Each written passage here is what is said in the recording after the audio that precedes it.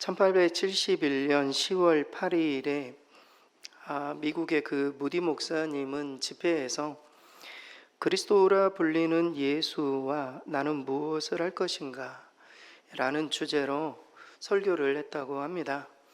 무디 목사님은 워낙 성령이 충만하신 분이셨고 메시지가 너무 강력해서 사람들이 그 이야기를 듣자 마음에 감동을 먹은 것이죠. 설교가 끝나고 난 이후에 목사님은 청중들에게 이렇게 말했다고 합니다. 집으로 가서 이 중대한 일을 신중하게 생각해 보고 다음 집회에 와서 그리스도께 여러분의 삶을 결단하십시오. 이렇게 말씀에 막 은혜를 받았으니 바로 결단을 시켰으면 좋겠는데 생각해 보고 정말 하나님 앞에 그렇게 결단하기를 원합니다. 이렇게 하고 돌려보냈다고 합니다. 그러나 그날 몇 시간 후에 시카고 대화재가 일어났고 집회에 참석했던 사람들 중에 절반 가까이가 시카고 화재로 불에 타서 다 죽었다고 합니다. 무디는 이 일을 통해서 정말 큰 교훈을 얻게 되었습니다. 복음을 전할 때에 언제나 청중에게 바로 오늘 그리스도께 결단하도록 꼭 초청해야 되겠다. 그렇게 강권해야 되겠다. 이런 마음에 결단을 하고 이후부터는 미루지 않았다고 해요. 복음을 듣고 하나님 앞에 결단하신 분들은 지금 당장 나오시라고, 지금 당장 예수님을 영접하시라고, 여러분의 인생을 지금 당장 결단하라 그렇게 촉구했다라는 것입니다.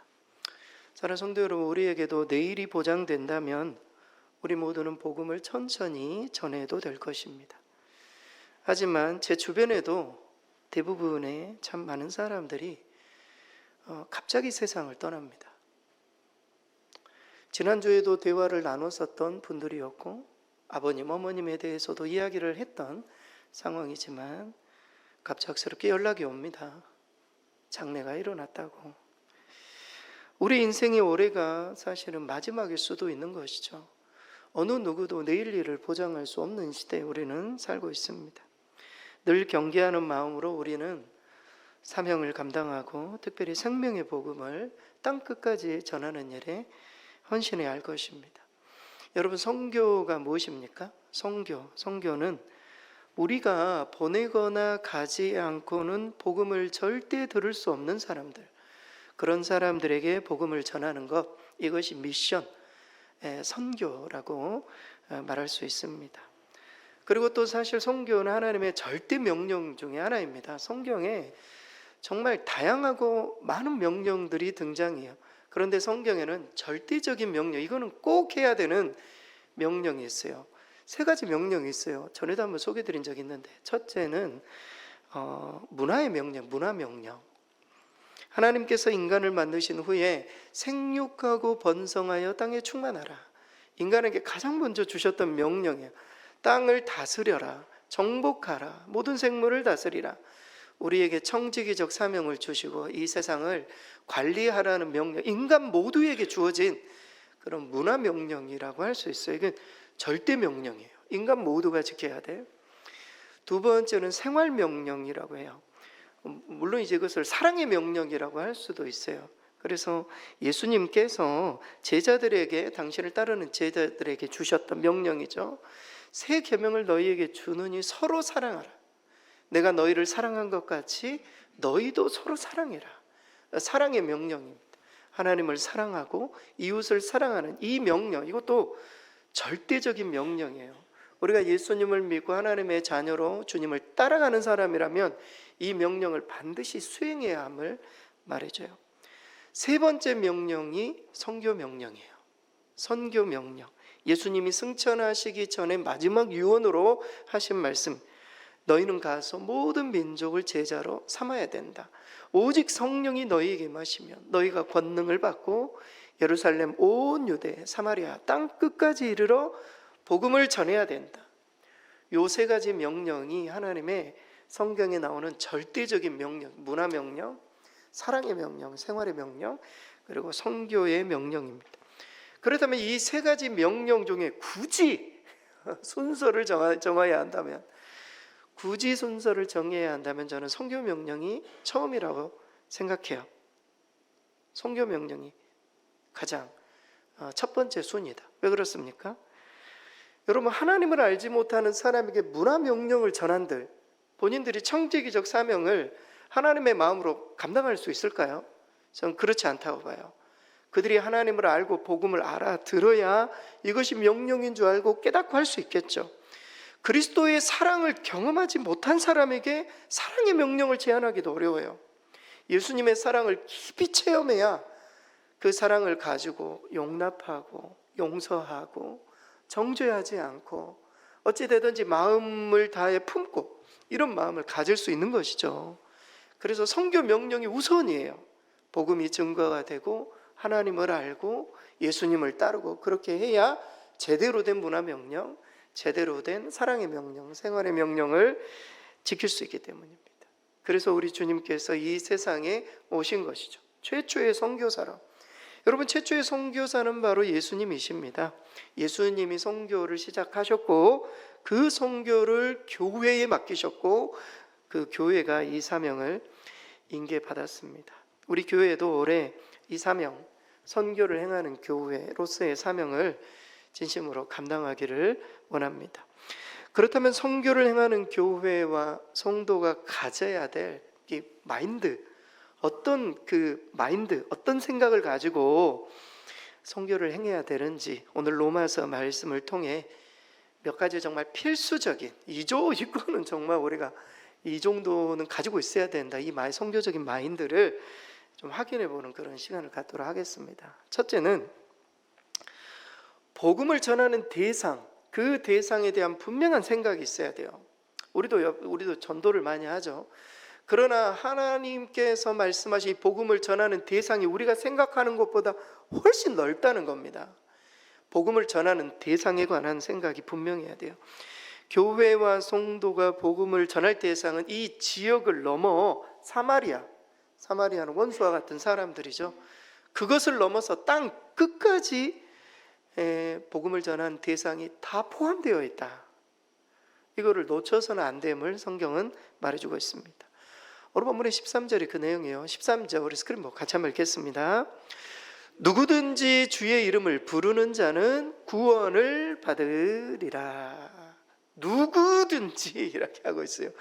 누구든지, 유대인이나 헬라인이나 아무나 상관없이 땅 끝까지 복음을, 지금 사도 바울이 땅 끝에 간 것 아닙니까? 이방인들이 다 땅 끝이었어요. 당시에는 사도 바울이 땅 끝까지 가서 복음을 전할 때 누구든지 예수를 믿는 자는, 주의 이름을 부르는 자는 구원을 받는다. 사실 이 말씀은 요엘 선지자의 요엘서를 인용한 구절입니다. 요엘서에서는 이스라엘을 향한 하나님의 진노를 예언하면서 그 진노 가운데에서도 주의 이름을 부르는 유대인들, 주의 이름을 부르는 자들은 반드시 구원을 받는다. 이 요엘서의 예언의 말씀을 베드로도 인용을 했고 사도 바울이 오늘 인용을 하면서 이 주의 이름을 부르는 모든 누구든지, 이 누구든지를 그러니까 유대인에게서 그러니까 이방인들까지 확장시키고 있어요. 사도 바울이 여기서 말하는 누구든지는 말 그대로 누구든지예요. 요엘서에서 말하는 누구든지는 유대인들을 말해요. 여기서 누구든지는 정말 누구든지예요. 차별이 없는 복음. 그래서 우리가 읽지는 않았지만 본문의 12절에 보면 차별이 없다, 헬라인이나 이방, 유대인, 이방에 다 차별이 없다, 이런 이야기를 하고 있는 것이죠. 그래서 이 누구든지, 유대인을 넘어서 이방, 실제로 이러한 구원의 계획은 구약 성경에 이미 예견되어 있었어요. 이미 예언되어 있었는데 유대인들이 그거를 듣지를 않았던 거죠. 하나님은 처음부터 이스라엘이 실패할 것을 알고 계셨어요. 안타깝지 않습니까? 이스라엘이 실패할지 알고 있었어요. 하나님은 모든 사람을 구원하시기 위해 이스라엘을 제사장 나라 삼으셨을 뿐 이스라엘만 구원하시겠다고 하신 적이 단 한 번도 없어요. 이스라엘만 그렇게 생각을 했죠. 하나님께서 아브라함을 부르시고 아브라함으로 이름을 바꾸시면서 네가 열국의 아들이다, 열국의 아버지다. 무슨 말이에요? 하나님의 계획은 열국이에요. 열국. 이스라엘에만 그냥 너희들만 구원, 이게 결코 아니었음을 말하고 있어요. 물론 하나님의 플랜 A는 이스라엘이었습니다. 플랜 A가 있고 플랜 B가 있지 않습니까? 하나님께서는 플랜 A를 내려놓으시고 플랜 B를 가동하셨어요. 하나님의 구원의 경륜을 위해 이방인을 구원하신 거예요. 여러분, 우리에게도 플랜 A가 있고 플랜 B가 있어요. 하지만 하나님께서 이방인들을 통해 구원을 하시고 유대인들도 돌아오도록 플랜 B를 통해 플랜 A가 작동이 되도록, 우리도 마찬가지. 우리의 플랜 A는 무엇입니까? 우리 가족이죠. 내 가까운 친지가 되고 이웃이 되고, 정말 이 사람만큼은 좀 예수님을 믿었으면, 이게 플랜 A 아닙니까? 우리의 플랜 A가 있어요. 하지만 플랜 A가 안 된다고 내려놓으면 안 돼요. 플랜 B를 계속 가동시켜야 돼요. 플랜 B를 통해 플랜 A가 돌아올 수 있기 때문입니다. 그래서 우리는 플랜 B도 꺼내 들어야 된다. 이 플랜 B가 무엇입니까? 선교예요, 선교. 사도 바울이 유대인들이 복음을 잘 받아들이지 않는다고 그가 낙심하고 주저앉았으면 땅 끝까지 복음이 증거되지 않았을 것이에요. 우리는 넘어서야 돼요. 넘어서 나아가야 돼요. 이곳이 잘 안 된다면, 이 사람이 잘 안 된다면 저곳에 가서라도 전해야 돼요. 이것이 하나님의 방식이에요. 선교를 우리에게 명령하시는 이유이기도 합니다. 그래서 우리 교회는 정말 선교를 행하는 교회로 올 한 해 플랜 A가 우리가 있겠지만 플랜 A도 딱 붙는 반면 플랜 B도 우리가 가지고 주의 일들을 감당해야 할 줄 믿습니다. 선교 사역은 계속 주는 사역이에요. 그래서 정말 이게 주고 또 주고 이런 사역들을 꼭 감당해야 됩니다. 대부분의 사람들은 주고 받는 것을 삶의 원리로 삼습니다. 이게 주고받는, give and take, 기본적인 사람들의 생활 방식이에요. 그래서 나에게 당장 이득이 돌아올 것 같지 않은 곳에는 투자하지 않습니다, 사람들이. 하지만 선교하는 교회와 성도는 달라야 됩니다. 주고 또 주는 give and give 사역을 우리가 감당해야 돼요. 이것이 하나님의 원리이자 선교의 원리예요. 그래서 선교하는 교회는 이게 열매가 보이지 않아도 계속 줘야 돼요. 계속 나누고, 계속 기도해주고, 계속 후원해주고. 선교지는 투자하면 당장 얻을 수 있는 곳이 결코 아니에요. 여러분, 세계 선교사들이 한국 조선 땅에 왔을 때 이곳에 투자하면 뭔가 뭐 돌아오는 게 있겠지, 선교사들이 그런 생각했으면 절대 오지 않습니다. 선교지는 계속 흘려보내야 되는 그런 것이 선교지예요. 아무런 보상이 없는 것이고 때로는 낭비처럼 그런 보이는 곳이지만 하나님의 보상을 기대하고 조건 없이, 그리고 아낌없이, 정말 더 주지 않고서는 미안해하는 마음으로 선교해야 반드시 열매가 있음을 우리는 잊지 말아야 돼요. 그래서 올 한 해 우리 교회도 많이 어렵고 힘들지만 계속 주고 또 주고, 그래서 하나님의 보상을 우리가 늘 생각하고 주고 또 주는 그런 사역을, 중요한 것은 복음을 전하는 대상을 우리가 알아야 된다는 겁니다. 우리가 열심히 우리 지역 사회를 위해서 이 지역에 어느 누구도 예수님을 모르고 돌아가지 않도록 우리가 복음을 전하지만 저 땅끝도 우리의 복음의 대상이다. 우리가 정말 놓치지 않고 올 한 해 이 사명을 감당해야 할 줄 믿습니다. 두 번째 마인드는 복음을 전하는 과정에 관한 것입니다. 복음이 우리에게 오기까지 여러 과정을 거쳤어요. 그런데 그 사역의 시작이, 그 과정의 시작이 하나님의 보내심이라는 겁니다. 어느 누군가는 가든지 하나님의 보내심에 따라 떠나든지 이렇게 해야만 복음이 전달될 수 있는 것이죠. 우리에게도 복음이 전달이 된 이유는 어느 누군가가 이 땅에 왔기 때문입니다. 오늘 본문의 14절에서 15절 전반절 말씀 우리 스크린 보고 같이 한번 읽겠습니다. 그런즉 그들이 믿지 아니하는 일을 어찌 부르리요? 듣지도 못하는 일을 어찌 믿으리요? 전파하는 자가 없이 어찌 들으리요?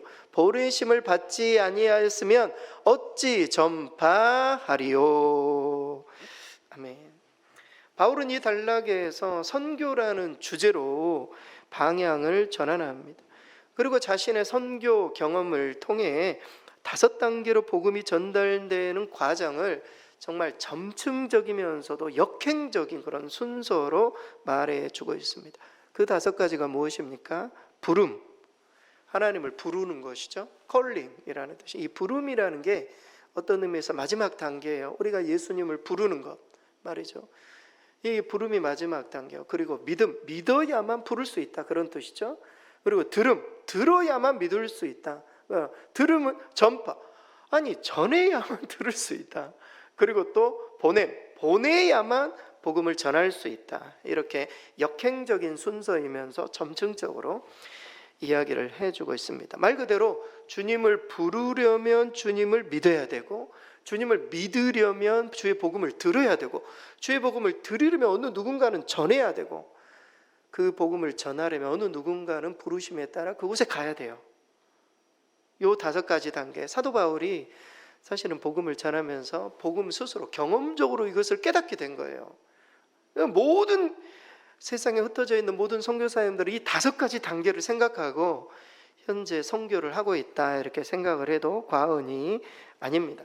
그래서 오늘 본문에서 어찌 부르리요, 가장 윗단계죠. 어찌 부르리요, 포스 에피칼레 손타이.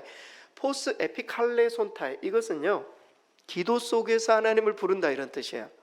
어찌 부르리요, 우리가 기도할 때 아버지 이렇게 부르는 것 있잖아요. 이것이 예수 믿는 최고의 단계라는 거예요. 우리가 예수님을 부르고 예수님의 이름으로 기도하고, 이게 선교의 최고의 단계예요. 그러니까 우리가 선교지에 가가지고, 선교지에 가면은 그 선교지에 있는 그 토착 사람들이 예수님을 부르고 있잖아요. 이게 최고라고요, 최고. 그들이 기도 속에 하나님을 외치고 찬양하고, 이런 건 최고의 단계예요. 사실은 이거 위에서 선교사님이 부르심을 받아 복음을 전하고 믿게 하고 가르치고, 이 모든 것들을 한 것이다, 이렇게 말씀드릴 수 있어요. 이게 최고의 단계가 부르리오, 이런 뜻이에요. 부르리오. 마지막 단계이면서도 첫 시작이 무엇입니까? 보내심. 보내심. 그렇죠. 오늘 본문에 보내심을 받지, 보내심, 아포스탈로신, 보내심, 아포스탈로신, 이 단어에서 아포스톨로스가 나온 거예요. 사도, 어파솔, 사도. 사도 바울이잖아요. 사도 바울. 제자들이 사도, 여러분 우리가 복음서에는 제자라고 나오지만 사도행전에는 이 제자들이 사도로 바뀌지 않습니까? 하나님의 보내심을 받아서 복음을 증거하는 그런 사도로 바뀌는 것입니다. 그래서 선교사님인 이 세상, 최초의 선교사였던 예수님이 이 세상에 사도로 오신 거예요. 하나님의 보내심을 받아. 그래서 그 사명을 제자들에게 맡기면서 너희들을 사도로 보내시는, 우리 모두에게 이러한 명령이 똑같이 주어졌음을 성경은 말해요. 여러분 요한복음 20장 21절에 보면 이 구절이, 스크린 같이 한번 읽겠습니다. 예수께서 또 이르시되 너희에게 평강이 있을지어다. 아버지께서 나를 보내신 것 같이 나도 너희를 보내노라. 아포스탈로신, 나도 너희를 보내노라. 우리 예수님이, 하나님이 나를 보내신 것, 내가 사도로 이 세상에 온 것처럼 너희도 사도로서 세상으로 보내져야 된다, 성경은 말해주고 있어요. 그런 의미에서 모든 교회와 성도는 세상에 보내심을 받은 사람들이에요. 저와 여러분은 세상을 그냥 살아가서는 안 돼요. 우리 모두는 사도로서 세상에 보내신 사람들이다. 따라서 예수님의 명령에 따라 제자를 우리는 넘어서야 돼요. 우리 작년에 우리가 제자를 세우는 교회, 제자를 넘어서야 된다고요. 제자를 넘어서 우리 모두는 사도로 나가야 돼. 우리 교회가 영혼구원, 예수, 제자, 세계 선교, 이게 어떤 의미에서 3가지가 단독적이지만 3가지가 점층적이에요. 우리가 영혼구원, 예수님을 몰랐을 때 그게 평범한 사람들이었어요. 성도 그냥. 근데 제자로 양육을 받고 제자에서 우리 모두가 사도로 나가야 된다는 거예요. 하나님의 땅끝까지 복음을 전하는 사도로. 이 모든 것이 하나님의 계획 속에 우리 성도들이 있음을 성경은 말해주고 있습니다. 이것이 정말 성경에서 말하는 성공적인, 형통하는, 하나님이 정말 기뻐하시는 삶임을 말이죠. 랄프 waldo 에머슨이 시인인데요, 이 시인의 책 중에 무엇이 성공인가라는 시가 있어요. 무엇이 성공인가? 여러분, 무엇이 성공이라고 생각하십니까? 이 시에 다양한 어떤 시 어구들이 있는데 이런 식구가 있습니다. 자기가 이게 성공이라는 거예요. 자기가 태어나기 전보다 세상을 조금이라도 살기 좋은 곳으로 만들어 놓고 떠나는 것, 이게 성공이라는 거예요. 이 시인이 생각할 때 성공, 자기가 태어나기 전보다 세상을 조금이라도, 내가 태어나고 내 가정이, 내가 태어나고 내 주변에 있는 상황이 좀 더 좋아졌다, 성공적인 삶을 살았다는 거예요. 또 이런 식구가 있습니다. 자기가 한때 이곳에 살았음으로 해서 단 한 사람의 인생이라도 행복해지는 것, 나로 인해서 단 한 사람이라도 고통받지 않고 행복해지는 것, 이것이 진정한 성공이다. 요 시인은 이렇게 이야기를 하고 있어요. 참 멋진 인생이라고 여겨지지만 성도는 여기에 머물러서는 안 돼요. 세상은 이것이 성공이라고 말을 좀 겸손한 성공이죠. 성도는 여기서 머물러서는 안 되고 더 넘어서야 돼요. 에콰도르 선교사이자 순교자였던 짐 엘리엇, 여러분 너무나 잘 아시는 짐 엘리엇이 이런 이야기를 했어요. 나의 사명은 이 세상에 하나님의 발자국을 남기는 것이다. 차원이 다르지 않습니까?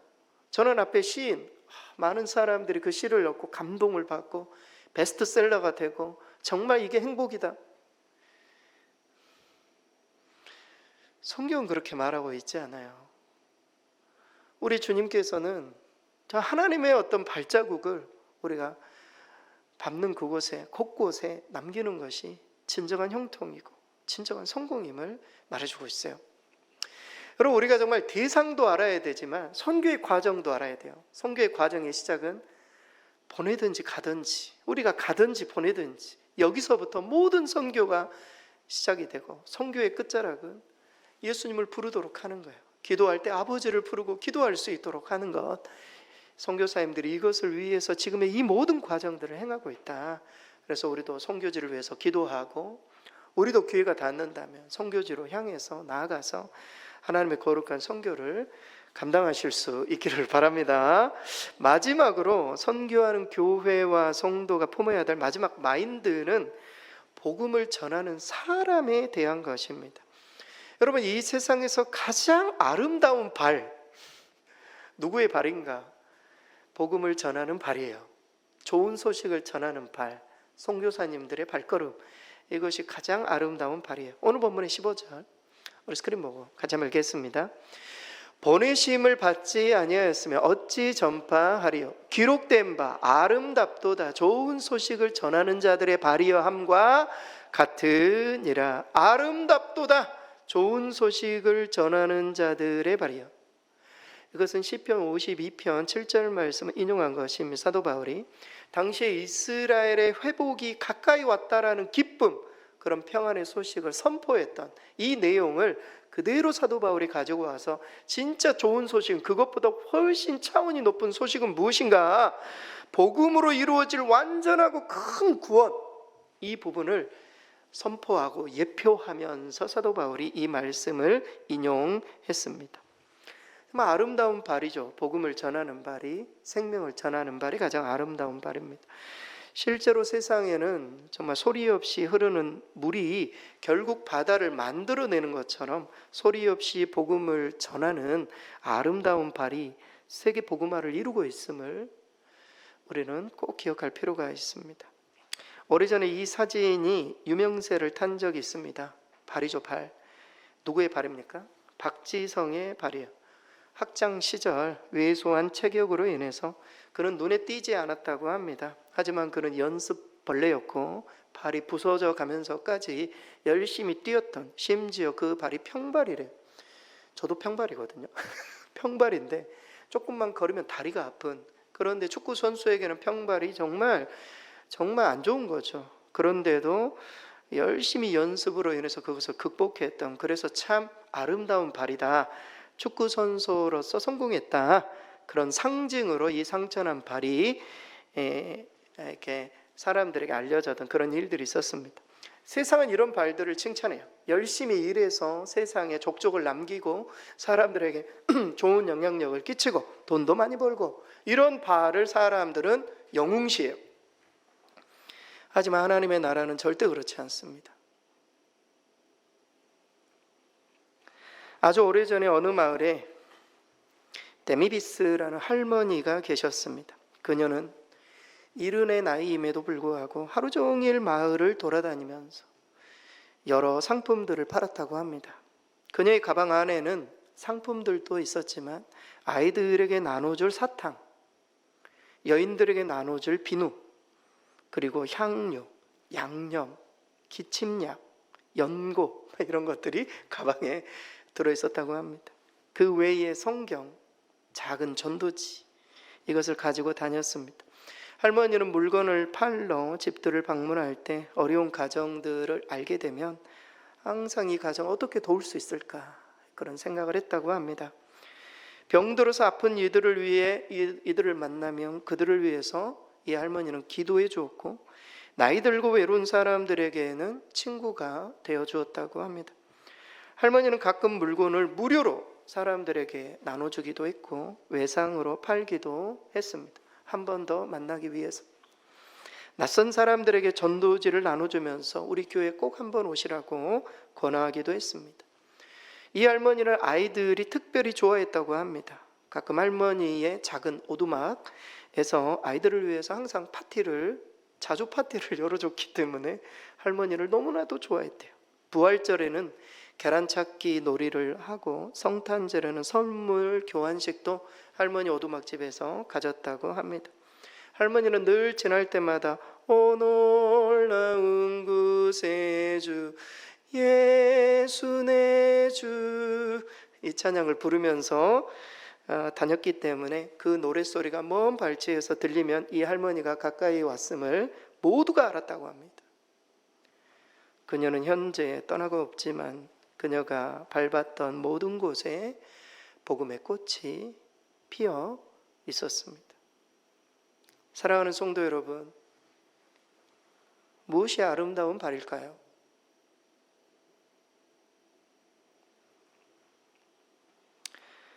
복음을 전하는 발입니다. 저는 나이가 들어도 이렇게 복음을 전하고 싶어요. 이 할머니처럼. 돈에 여유가 있고 경제적으로 여유가 있어서 사람들에게 많은 것들을 나누어 주면서 한 사람 한 사람 찾아가면서 지나가면서 복음을 전하고 한 영혼이라도 생명을 살리는 일에 헌신하고 싶습니다. 무엇이 아름다운 발인가? 열방을 향해 나아가는 선교사들의 발걸음이 아름다운 발입니다. 저희는 선교를 해가는 교회로 오늘 말씀을 통해 세 가지 마인드를 꼭 가져야 됩니다. 첫째, 복음을 전하는 대상이 누구인가? 누구든지 복음을 전하는 과정의 시작은 무엇인가? 누군가가 보내져야 돼. 복음을 전하는 사람은 누구인가? 아름다운 발.